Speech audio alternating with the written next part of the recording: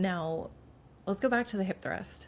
Where where are you at on the hip thrust? Do you like it? Do you despise it? Does it serve a purpose at in certain cases?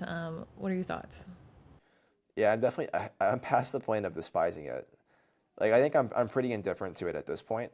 I'm very passionate to the point of despising like everything being a hip thrust. Like if I see a program and it's like barbell hip thrust, like Nautilus hip drive, 45-degree hip extension, and then it's like banded frog, glute pump, something in the floor, and it's like, okay, we just did like four of the exact same exercise, just different variations of it. Like this is so redundant. That's the point where I get irritated. Um, I think too the biggest premise of hip thrust for me is like mechanics aside is like I just don't want to have several exercises in the day where I'm spending more time loading on plates than I am actually training. So I'm not saying that's a bad thing, but like generally speaking, it's like I don't want to do barbell RDL and I'm loading several plates on, and then I go do leg press, and then I do the hip drive, and then maybe I go do another single leg press, something. I don't know even what's in these programs nowadays, but yeah, generally speaking, I'm pretty indifferent to it. Like if you want to do it, it's fine. I think there's like some limitations to it in execution.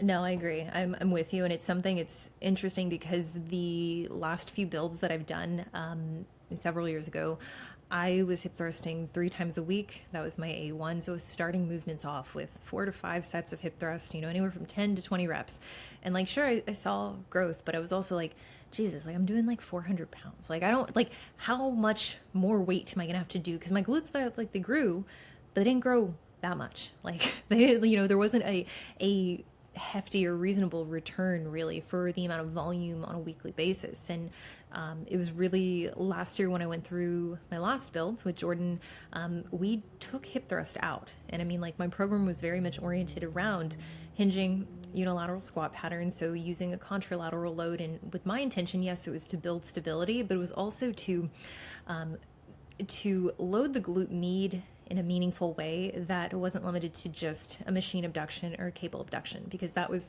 kind of the other complaint I arrived to him with. I'm like, if I need to do 10 sets of 20, I can, but it's kind of lame and like super boring. But I don't feel like that's the answer yet. I'm sure you've seen too, just these programs with an excessive amount of volume, specifically when we're talking about abduction or just movements that are supposed to target the glute med. I really liked, going into that build with him where we removed the hip thrust because largely it was like, okay, like you can push load. That was his understanding of it. Is like, you historically have done a lot of weight, but in terms of being able to control the descent, like it's not there. And frankly, like you're not in a great position to be able to get a lot out of it because of the way it's oriented. And it was only really the last few weeks that we brought it back in, given I'm in a fat loss phase. Some of the intensity, it's, as much as I might want it to be there is a cap on recovery. And now, like plugging it in a very strategic fashion, so earlier in my workout, but also getting some volume through the hip thrust, while also making sure that it's done in a way to where it's not just about, hey, let's load up the bar and just go full send, just try to see how much weight you can get, because realistically I am still not going to be able to maintain that same position just given the design of the movement. Yeah, do we want to elaborate on design of the movement? I think what you said was beautiful. I don't even know what else to add to that. Like that's a perfect context. That's okay. I think so from here, actually, you know what? There's a video you posted that's come to mind. 45-degree extension. So in replacement of a hip thrust, do you like using that earlier in the workout? Is that something that you find helpful for clients if we're trying to find, I guess, use a movement that does put them in the shortened position but also encourages the correct positioning? How do you feel about that and loading it up? Yeah, I like to load it. I honestly I get a little annoyed when I'm seeing like only body weight done, or like there's no attempt to load it, because it's like, oh, we're training our back though. It's a back exercise, right? Like that's what I always hear.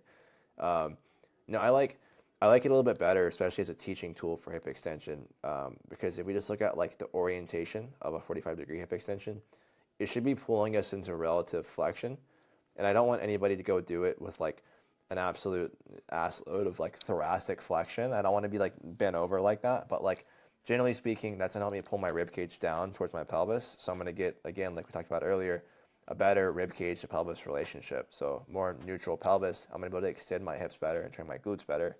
As opposed to a hip thrust, one of the more common things that we're gonna see is the load and gravity is pulling us more into an extension posture. So if we're already somebody who biases getting into a lot of anterior pelvic tilt, it's only gonna pull us more into anterior pelvic tilt while we're trying to extend the hips. So generally speaking, the constraints in the machine of a 45-degree hip extension make it a little bit easier to train our glutes effectively, just from a skill standpoint. No, and I think there can be good crossover there for then someone who maybe is transitioning to having hip thrust in their program, or reintroducing it like I have. But what I'll say is, like, when we move into that isolation work, for me, like, the exercise selection is pretty limited, and honestly, I prefer it that way. I don't want a lot of variation, and so much so that, like, even during the build, like, all three of my sessions, I mean, they looked fairly identical. Based on recovery, sure, there were some swaps that we made, but it was largely a hinge, a squat pattern, a leg press. And if, let's say, for whatever reason the leg press was taken or was broken at our gym, sure, maybe we used a dumbbell step up with a contralateral load, and then some kind of kickback